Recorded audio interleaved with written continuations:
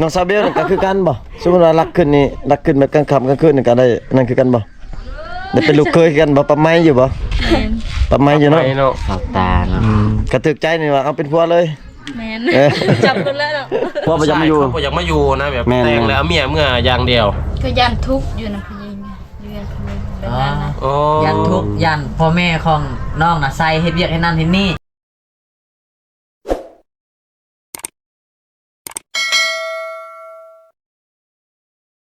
ปักพายสบายดี FC อีกทีนึงเนาะพี่น้องอยากจะทานมื้อนี้ก็เดินทางมาหาเปิดไปหน่อยยาวเลยนะน้องสาวสุริตาพี่น้องเอ้ยน้องสาวตา สบายดีน้องสาวตาสวัสดีคืองามแต่เนาะน้องมาแต่ใช่เมื่อกี้นี่มาตุมลีไปเฮ็ดหยังเนาะไปลิ้นทางอยู่ทางล่างนี่สบายดีน้องเบลมีหยังคือว่ามาพี่แล้วเนาะมาลิ้นน้ำลาวบ่มาลิ้นน้ำน้องสาวสุริตาอ๋อพี่น้องเว้ยมาอยู่เฮือนน้องสาวตาพี่น้องเว้ยผมผู้ใดอยู่เฮือนน้องนี่มีแต่น้องเนาะแม่น้องได้ซะแม่น้องไปลิ้นแล้วบ่จักน้องไปกับไผซะไปโตยมื้อกี้นี่ไปคนเดียวไปคนเดียวเป็นแฟนกันต้องเป็นแฟนกันเนาะแม่นเป็นแฟนกันก่อนคืนกันคือต้องเฮ็ดจังใดในจังสิได้เป็นแฟนนี่ขึ้นเฮือนหมดแล้วรักขึ้นเลยเลยบ่รักขึ้นบ่รักขึ้นไปนอนเลยจังได๋ขึ้นไปแบบบ่บอกไม่เฒ่าขึ้นแบบบ่บอกพอเฒ่าแม่เฒ่าป่ะจังสั้นติเอาอย่าตัวอ้ายได้บ่เชื่อเลยอ๋อสิต้มเอาเนาะน้องซาเบลก็คือกันบ่สมมุติว่ารักขึ้นนี่รักขึ้นแบบกลางค่ำกลางคืนนี่ก็ได้นั่นคือกันบ่ได้เป็นลูกเคยกันบ่ปะไม้อยู่บ่ปะไม้อยู่เนาะขอบตาเนาะกระตึกใจนี่ว่าเอาเป็นผัวเลยแม่นจับกันแล้วเนาะจับเลยคนถึกใจบ่ถึกใจไล่เมื่อคืนกลางคืนประมาณจังโมงล่ะดึกๆติ8-9 โมง8-9 โมงถ้าขึ้นปุ๊บนี่ถ้าคนในถึกใจนี่ก็จับมาเป็นลูกเคยเลย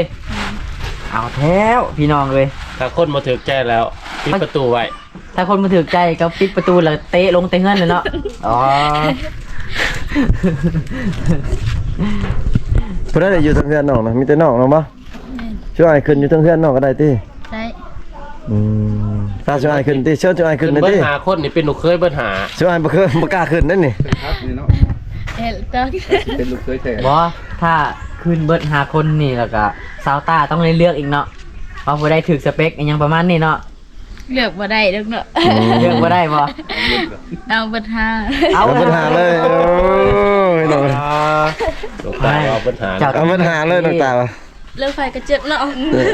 เพราะว่าแต่ละคนนี่มีแต่คนรอเนาะรอคือรอแบบอันงัวจนล่มเนาะรอสุดคือบาลาเอ็กเนาะรอมันผู้นี่เนาะผู้ทานนี่รอกว่าสุดหมู่กับหมู่เนาะอย่าย่องไอ้ได้เดี๋ยวไอ้จกเงินให้ไปตีเลยขึ้นเฮือนไป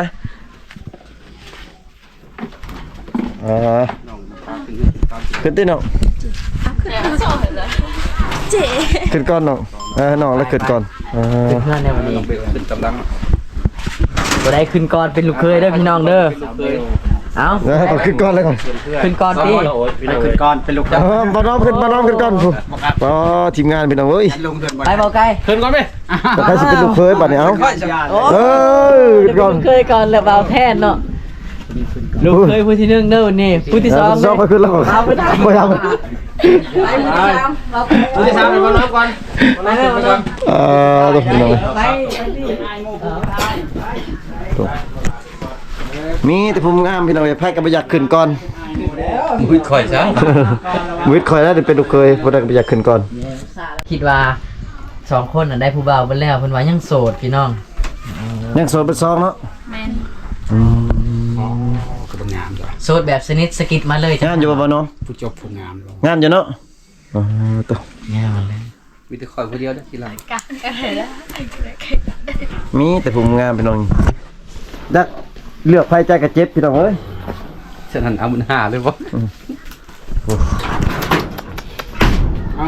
นี่แต่ผมงามให้อัดประตูเฮ้ยไม่เท่าเปิดเป็นหลังน้องสาวน้องบ่น่ะคือกันกับน้องเนาะ งามคือกันเนาะสิหลายจ่ายผู้เดียว นะโอ้เห็นดีๆได้ ตุ๊กเสียแล้วเห็นเลยละ ณละมือใหม่แก บ่มีแนวเกาะจัง พี่ผัดเปิดเป็นไปเห็นอะไรแล้วมันปกติไม่เปิดมันเป็นเห็น คล้ายๆคือกันเนาะ คือลา โอ้เห็นละ แม่น้องมาอยู่บ้างจ้ะ โบ ผู้ดีน้องเบลมาอยู่แท้ วันนี้น้องเบลกลับมาดินมาเยี่ยมมายามน้องสาวสุริตาคือกันพี่น้องเอ้ย ไม่ไหล แนมเบิ่งไผใจก็เจ็บพี่น้องเอ้ยจักสิแนมเบิ่งผู้ใดดิ พอเท่าแม่เท่าคอยไปใส่ โบ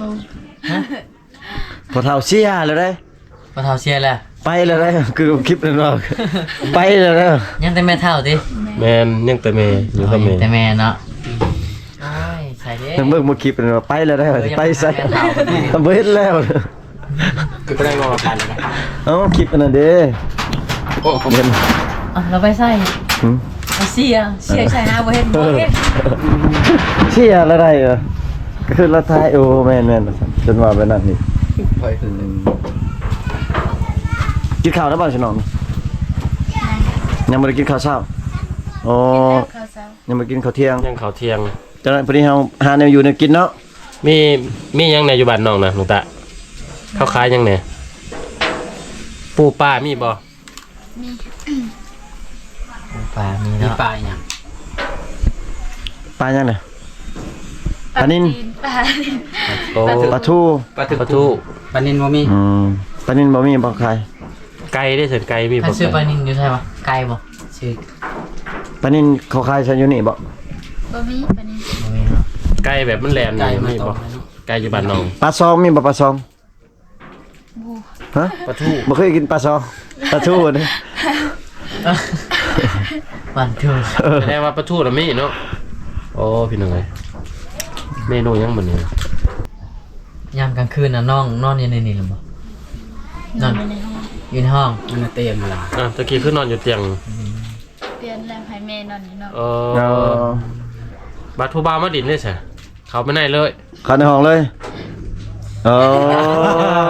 สิได้รักขึ้นแล้วบัดนี้พี่น้องเอ้ยรักขึ้นก็คือได้เป็นลูกเคยเลยแม่นบ่ บ่อยากกล้าปานได้แบบไทยเพราะว่าแม่หลวงตานอนยามอยู่หน้าห้องเลยดิ แม่น้องบ่ให้บ่เวลาผู้บ่าวขึ้นมาซะ บ่ให้เขาขึ้น บ่ให้เขาขึ้นแต่ไปล้มแถว แถวนอก อ๋อ เคยบ่ลมผู้บ่าวอยู่พุทธยงไปลมอยู่บ่เคยบ่ เคยล้มว่าได้เที่ยว บ่เคยเฮ็ดได้สิได้ผัวบัดนี้ถ้ากันบ่ให้ขึ้นใช่บ่นี่ ทำข้างบ้าน ทำข้างบ้าน เฒ่าข้างบ้านเพราะว่าแม่เฒ่ามานอนยามอยู่หน้าห้องเลยพี่น้องเลย เป็นระบบพอ ตะกี้หลวงตา ความหมายที่เราว่าว่ะขึ้นเฮือนปุ๊บได้เป็นลูกเคยนี่ความหมายว่าต้องขึ้นกลางคืนแบบใกล้โมงใกล้ยามจังซี่บ่ แม่น คือแบบมันฮอดโมงเขานอนแล้วเนาะมัน11 12โมงเนาะ แม่น แล้วผู้บ่าวยังขึ้นมาแล้วก็พ่อแม่เห็นแล้วก็จับเอามาเป็นลูกเคยเลยอ๋อ แบบพิษเหตุแต่เอากันเล มัน ย พิษเหตุแบบมันใกล้โมงแล้วเนาะ แม่น แต่ผู้บ่าวก็ยังขึ้น บางทีผู้บ่าวบ่ถึกใจจะเอาได้บ่จ้ะ ไล่ออก ก็ต้องมา ไล่ออกประไม้ซื่อๆเนาะ ก็ต้องแบบ แล้วมันบ่พิษบ่ไหลออกอ่ะ ก็ต้องเป็นแฟนกันเลยจังคืน เขา ได้ ขึ้นเฮือนแล้วเด้ ปรับไม้ ปรับไม้เขาบ่ล่ะ ซับมันซับเบาน้อมนี่ซับเบาน้อมนี่เอาได้บ่สิว่าพินหินนี่เอาได้บ่หรือว่าประไม้ ต้อง หรือว่าประไม้ปลา ไม่ว่ะ ไปแล้ว ปั๊บไหม ประไม้เอาด้วยบ่หรือประไม้ปลา ไม่ปะไล่กันปรับใหม่แล้วปะ ประไม้ ทำอะไรปั๊บไหมบ่ปลา คือจริงๆ ประ เนาะ ไม้เอาเลย คือความหมายน้องเว้านี่เนาะถ้าสมมุติผู้บ่าวขึ้นนั่นกายโมงกายยามนี่ถือว่าผิดฮีตเนาะของชนเผ่าเนาะถือว่าเขาผู้ใหญ่เขาคิดว่าผู้หญิงกับผู้ชาย2คนน่ะต้องมีหยังกันในเฮือนแล้ว ก็เลยต้องผิดก็เลยว่าผิดฮีตเนาะ แม่น แต่ถ้าคนหน้าตาดีจังหน่อยหรือว่าถึกสเปคของน้องตาบ่กะบ่ได้ปรับไม้เอามาเป็นลูกเคยเลยเนาะแต่ถ้าคนนี้ข่อยบ่ถึกใจข่อยต้องปรับไม้ลาวข่อยบ่มักลาวข่อยปรับไม้เอาเงินซื่อๆแต่ถ้ากันมักถ้ามักแล้วก็ให้เขาเจ้ามาแต่งเลยเนาะอ๋อนี่คือความหมายตรง ที่ว่าขึ้นเฮือนปุ๊บได้เป็นลูกเคยปั๊บ สิปรับไม้เท่าไรน้องซึ่งว่าปรับไม้สู้หน่อยงัวควายบ่ หมู ปรับไม้หมูแล้วก็เงินพร้อม มีแต่หมูแล้วก็แล้วเนาะแกเฮ็ด ว่าสิโซเสียแล้วหมูตัวนึงซาชื่อ 4-5 แสนนี่ เฮ้ยหมูตัวใหญ่ ตัวใหญ่บ่ประมาณเท่าไหร่เลยล้านหนึงกระสันตัวแรกอาชิมาแล้ว ไป2ล้านบ่ได้หมูใหญ่เด้ บ่คันอยากได้หมู่ใหญ่กะมีแต่ว่าแต่งหิดแต่งของแต่งรองกับน้องเลยแหละตัวใหญ่ก็ได้เนาะคันว่าปรับใหม่ละลากเอาตัวหน่อยก็ได้ติ ใหม่เนาะนี่สิเนาะใจน้อยตัวนึงก็ได้แล้วถูกแอนเก่ง ถูกเกินกันหน่อยเนาะ จักสิจึงได้วันนี้เนาะจังสิให้เพิ่นบ่ให้เพิ่นปรับใหม่นะให้เพิ่นจับมาเป็นลูกเคยเนี่ยคือจังไดดีนี่ แบบจับแบบบ่ได้ปรับไม้ก็ได้บ่หรือว่าแนวใดต้องปรับไม้บ่น้อง ต้องปรับใหม่ เอา เนาะ แบบไม้ก็ได้ ต้องเอากัน แล้วแต่หิด อ๋อ แล้วแต่เจ้าของเฮือนติแล้วแต่เจ้าสิปรับใหม่ติ ถ้า ถ้า ถึก เจ้าบ่ปรับก็ได้เนาะ ก็คือว่าถ้าถูกใจก็บ่ได้ปรับไม้เอาเลย คันว่ากันแน่ได้ เล ก็ ยเนาะ เนี่ย มัน นะ คือบ่ทันมานี่ได้ปรับไม้แล้วก็บ่ทันมาคือสิได้ปรับไม้ปรับไม้ปะแล้วเลย เนาะ คือบ่ลาเอ็กนี่คือสิบ่ได้ปรับไม้ดอก ปรับใหม่ มา ปะ ซาเพิ่นบ่คอยมาซาเพิ่นบ่ โอ้พี่น้องเอ้ย ปะให้มันเบาหลายเอกแล้วซะก็สิมากินดอง ว้าวแล้วก็เป็นตาหัวเนาะ เบิ่งฮีดนี่เบิ่งไปเบิ่งมาพังไปพังมาก็คือจะหัวๆเป็นได้แบบหนึง กันว่าบ้านน้องเบลคือกัน โอ้ คือการ คือกันบ่ น้องก็สิปรับไม้คือกันบ่ แบบไม้ อ๋อ สิปรับทางเอาผมเนาะ คือผู้สาวตัวเอ้ยแถวนี้นะเขาแต่งงานกันเอาลุงเอาผัวนี่เขาเอาขะดองเท่าไหร่ 30ปลายล้าน 30ไป30 40ล้าน 40ล้าน แล้วแต่บางเฮือนบ่หรือว่าจังหรือว่าหมดทุกคนเลย แล้วแต่บางเรื่อง แล้วแต่บางเฮือนเลยกันแล้วแต่ผู้บ่าวผู้สาวเขาคุยกันเนาะอ๋อแล้วก็ฮีดข้องนี่มีหยังแน่ฮีดข้องนี่ หลายเลย ลายบ่มีไก่เนาะไก่ได้ประมาณ10โตวบ่ สาวโต ไก่20โตวงัวจัก คือ โตว ลายเถอะวะ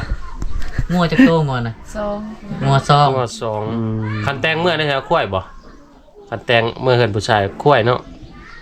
ควาย ควายตัวหนึงบ่ สองโตแล้วเขาหายยิง ตัวหน่อยตัวใหญ่เนาะ คือชนเผ่าของมันตะโอ้ยเนาะเขาจะเน้นเรื่องพื้นทองหลายกว่าเนาะ แม่น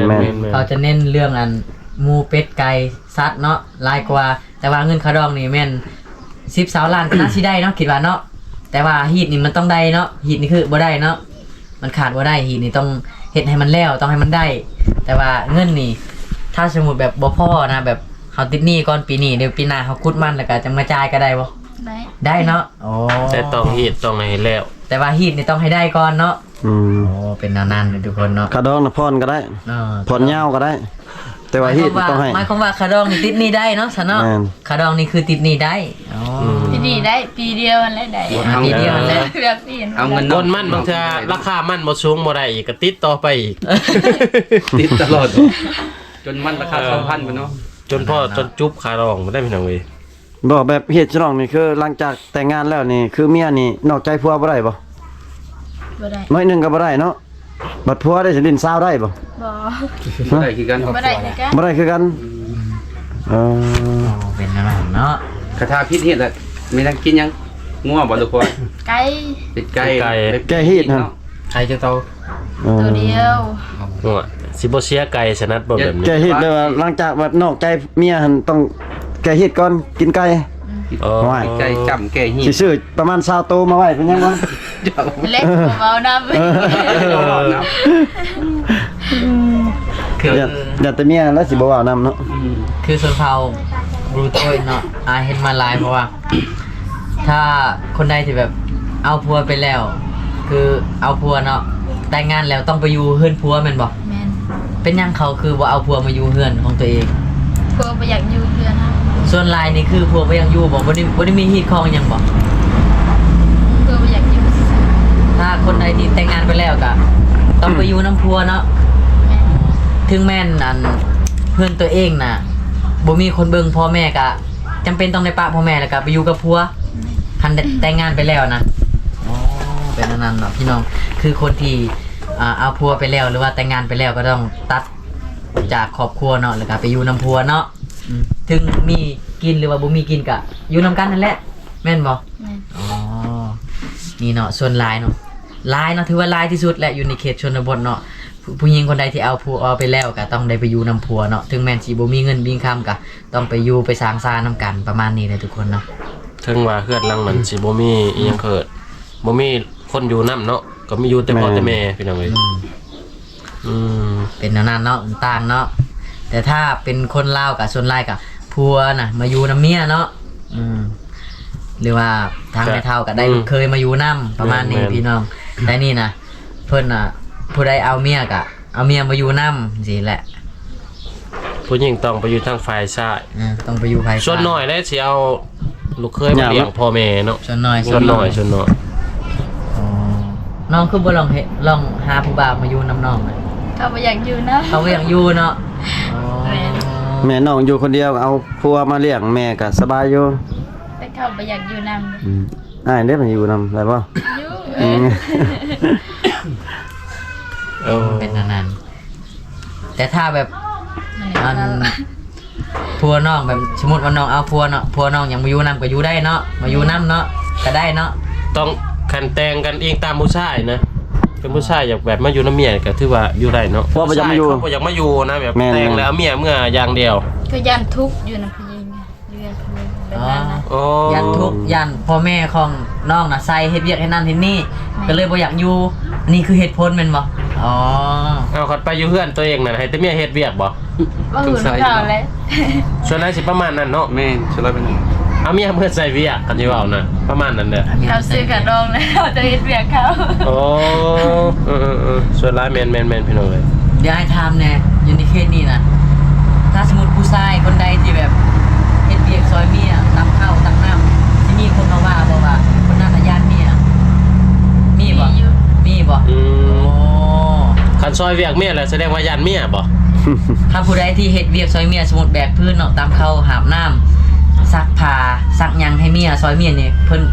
คนไทยบ้านสิมีคนมาว่าคนนั้นน่ะยานเมียมีเนาะ พี่น้องเลย นี่คือสาเหตุที่ผู้ชายอยู่ในเขตชนบทจะบ่ค่อยเฮ็ดเวียกซอยเมียถ้าผู้ใดเฮ็ดเวียกซอยเมียเขาจะว่าคนนั้นเป็นยานเมียและพวกผู้ชายก็บ่ให้เข้าแกงนํแม่นบ่โอ้ แม่ก็บ่ให้ยัง บ่ให้เข้าแกงแบบโอ้ยเจ้าน่ะยานเมียนะบ่ต้องเข้าแกงอิหยัง บ่ให้บ่มีคนคบ บ่มีคน บ่ให้ คบ หมู่บ่ให้มีหมู่ มีปูพุ่นน่ะ เนาะเป็นแบบนั้นเนาะอ๋อพวกผู้ชายก็เลยบ่ให้เข้าแกงได้คนที่ยานเมียเนาะว่าบ่ เอาคือชุมน้องอ่ะบัดนี้ มักแบบได้เถิดผัวมักให้ซอยเวียกบ่หรือว่ามักบ่ให้ซอยเวียกด้วยจังได๋ ให้ซื้อเวียก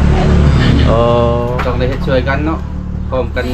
แต่ว่า เนาะ แต่ว่าส่วนหน่อยเนาะ คนที่เฮ็ดเวียกซอยแล้วก็จังตามที่อ้ายเว้าเมื่อกี้นี่เนาะ มักส่วนหลายมันมีแต่ทุกข์ความทุกข์มันผู้หญิงทุกข์หลายกว่าเนาะ อืม เฮ็ดเวียกเฮ็ดงานตั้งน้ำดังไฟเนาะเนาะ แม่ เอาลูกเอาเต้าตำข้าวอีกเนาะ คือผู้หญิงอยู่ในเขตชนบทนี่ถ้าเอาผัวไปแล้วจะเฮ็ดเวียกหนักเนาะอย่างเช่นตำข้าวแบกน้ำเป่าไฟ อืม เนาะ เฮ็ดอยู่เฮ็ดกิน หลายอย่าง เอาลูกพี่น้องเลย แต่ผู้ชายนี่จะเอาแต่ลูกเท่านั้นส่วนหลายกันเนาะตามที่เห็นมานะแต่มันแม่นความจริงหรือบ่นี่ก็บ่ฮู้เนาะ แต่ถามเบิ่งในอนาคตเนาะแต่ชุมน้องนี่ผัวไปนี่เฮ็ดให้คู่เองเนาะเห็นเอง แต่น้องก็ภูมิใจเนาะเพราะว่าเฮาเลือกมาแล้วคนนี้เฮาถูกใจเนาะสเปคของเฮาถึงแม้นเฮ็ดเวียกหนักก็สร้างเนาะยามมื้อแลงได้เห็นหน้ากันก็พอแล้วเนาะอ๋อ แกเมื่อย แกเมื่อยแกเมื่อย ความหมายคือ มีแห้งเนาะ ความหักก็คือแบบว่าได้อยู่นำกันก็มีเห็นหน้ากันทุกมื้อก็มีแฮงแล้วน้องเนาะ ทุกเวียกทุกงานก็พอเฮ็ดไปเพิ่นว่า แม่น คือผู้หญิงคนนี้เขายอมเนาะเขายอมเฮ็ด แม่ เวียกหนัก ยอม เพื่อคนที่เขาฮักเนาะโอ้นั่น เขา ๆ เฮ็ดเวียกเขาก็บ่เฮ็ดคือกันแหละเขาเฮ็ดเฮาก็เฮ็ด สู้อัน นับกันเนาะ สู้เพื่อหักเนาะเนาะ แม่น เออฮะ ตอนนี้ตอนที่น้องยังบ่ทันมีลูกมีเต้าเนาะถ้าผัวบ่เฮ็ดเจ้าก็บ่เฮ็ดแต่ถ้าน้องมีลูกแล้ว 2-3 คนเจ้าบ่เฮ็ดลูกเจ้าสิกินหยังบัดนี้ เจ้าก็ต้องได้เฮ็ดแม่นบ่จำเป็นแล้วนะ แม่นจำเป็น อ๋อครับดีเนาะดีชีวิต บ่แล้วแล้วบ่สิน้องเสียหญ้า ลึก เสีย ขนาด หัว มื้อนี้ สวนเฮาแล้วหรือบ่ ตามลึกกัน แล้วล่ะ เชื่อจัง บ่ได้เสียยังบ่ทันแล้วบ่ มัน ยังบ่แล้วอยู่คนมันนะลายบ่ยังลายโอ้ ลาย น้องไปยังสัตว์โอ้ยกินนี่ ไปส่งนม ส่งนม ให้น้อง ฮะ ส่งนมให้น้องน้องเป็นยัง บ่ได้เป็นหยังเดี๋ยวส่ง นมยังนมกองนี่บ่โอ้สื่อเลยไปส่ง ซื้อนมให้น้องแล้ว ใกล้ เขา บ่ เปิด น้องไปใกล้บ่น้องไปนะ ไก่ โอ้อยู่ทางเมืองตะโออยู่พุ่นเนาะ แต่ตุ้มลี่นี่บ่เอาเขาเปิดทางนี่เขาเปิดให้ไปแล้วบ่ทางพุทธยงนี่นะ วันนี้เขาบ่ได้เฮ็ดทาง อ๋อ ใจทางไปไหนปกติ คือเขาหยุดคือว่าเขาบ่เฮ็ดคือปกติว่าเขาปิด กู้น้ำขาวแล้ว อืมคือสิแม่นหมดงบบ่เนาะ จัง ส ผั ง ก สัยอยู่พี่น้องเอ้ย ปกติแม่นเขาเจ้าปิด เอ้า มื้อนี้อยู่เฮือนเบิดมื้อติมื้อนี้น่ะ แม่ พาช่วยพาทีมงานช่วยไปเลาะเด้อมื้อนี้เด้อไปเลาะเบิ่งอันแถวบ้านน้องนี่แหละ เฮายังบ่ได้ไปได้สุดก่อนเคินว่ายังไปบอลชมวิวบ่ แม่นพุทธยงบ่พุทธยง ยง คือว่าแล้วยันเขาเฮ็ดทางเขาไปบ่ได้ดอกยันแต่เขาเฮ็ดนะ เขาเฮ็ดอยู่ลุมมันที่รวยเฮ็ดอยู่หั่นบ่ จังว่า เข้าประเทศนี่ มื้อนี้นะโอ้พี่น้องเอ้ย ถ้าเราเฮ็ดตอนเช้าเข้าประเทศ ฝากเบิ่งฝากติดตามต่อไปพี่น้องเอ้ย ฟังภาษาเรา ฮะ ยังบ่ พี่น้องเอ้ย ได้ ก็ถามข่าวๆน้องทั้งสองมันก็มาไลน์แล้วพี่น้องเอ้ยก็ทีมงานก็สิได้ขออนุญาตปิดคลิปไว้เพียงเท่านี้ก่อนพี่น้องเอ้ยเนาะรอชมEP ต่อไปพี่น้องเพราะว่าสิอยู่เบิดมื้อพี่น้องมื้อนี้สิเฮ็ดเป็น EP ให้ FC ได้เบิ่งนํกันพี่น้องขอบอกขอบใจ FC ที่เข้ามาติดตามรับชมคลิปแต่ต้นจนจบพี่น้องอยู่ดีมีแฮงเบิดสุขสุขคนพี่น้องเอ้ยบ๊ายบายแน่บ๊ายบายแน่ติ จ้ะโอ้ยบ๊ายบาย